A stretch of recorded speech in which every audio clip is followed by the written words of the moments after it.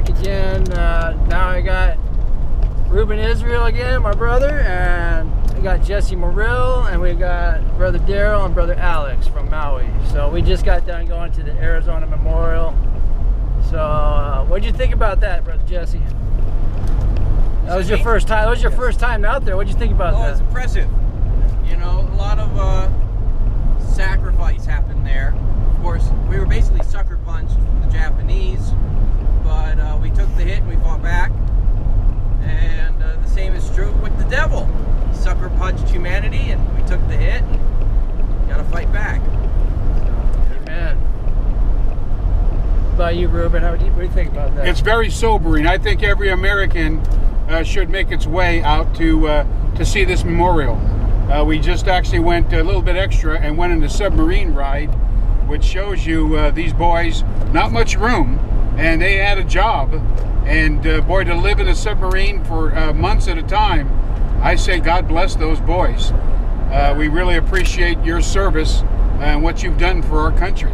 It's amazing the amount of strength we have in this country, and we're not a bully. We only utilize that strength when somebody asks for help. And the Bible does say there is a time for peace and a time for war. And so I'm very thankful we live in a country where we can actually offer both. And I think everyone should make at least a trip one time in their life to be grateful to why we live in this country. Amen. Amen to that. How about you, Alex? Or what do you think about that, brother? Beautiful time with brothers on Oahu. Pearl Harbor, Arizona Memorial. We have the USS Missouri, where the Japanese did not sign necessarily a peace treaty, but rather a surrender. It was a total surrender, unconditional surrender.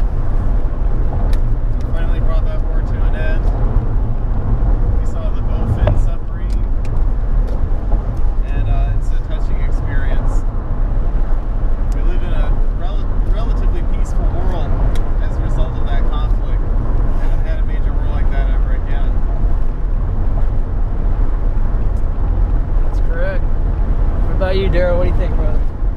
Well, I think that we have another invasion now happening with Islam. They're already busy conquering Europe, and now we have two congresswomen that are Muslims. So the battle is a little different now, and I think we need to wake up and not ignore the radar of what's going on in our country. Our borders are being invaded on the south. They're soon to be invaded from Canada. We need to wake up and snap out of it. Turn to God. We're going to have another Pearl Harbor on our hands if we don't wake up. Yeah, so this is it's a wake-up call, and it's also just a reminder to me that there are men of God that will step out of the building and go out into the public to raise the warning, to warn people that, hey, we've got a battle, it's spiritual, we need to pray, we also need to preach, and we need to come against sin, and sin in our world is expanding. It's got plenty of preachers, there's plenty of advertisement for that. But how many people are coming out of their building with their Bible and standing up for Jesus Christ and warning the wicked that the devil could come in like a flood at any moment? You could be sitting in your ship, relaxing, and then the next moment you're dead and in hell. So it's appointed unto man wants to die, but after this, the judgment. But when you die, you don't know when that is. And the enemy is always there. And he's always studying us like a general for the weakness. When are we going to be weakest to attack? So that's the lesson of Pearl Harbor is be ready. Be ready at all times and gather with the men. I'm honored to have this man and Jesse Morrill and these two brothers right here that preach the gospel, and Mike Cav. And please pray for them, and please pray for more laborers to come out of the buildings, to go out and to do the Great Commission, which is not go to church, it's to go into all the world and preach the gospel to every creature. That's the Great Commission. Amen. So I love you guys. Thank you so much, man, for coming out to Oahu. We're gonna go preach now in Waikiki, and then tonight we're gonna preach at another concert. So we're just out here doing our work, and one day at a time, you know. Amen. Serving God. And I want to say Alan is a veteran, and we appreciate his service. And let me just give you a little bit for those of you who are a little confused about war. We annihilated Japan, that they apologized and came and signed a peace offering to stop the war.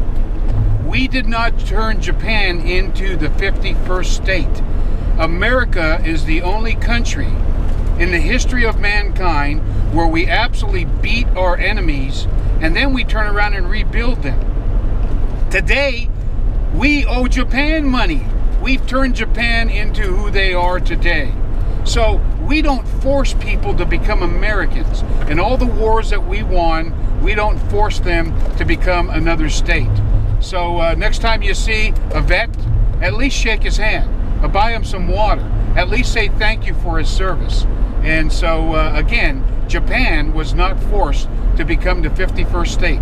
We didn't force Germany. We didn't go into Iraq and force them to become the 51st state. No, we actually rebuilt them. What a Christian concept of loving their neighbor.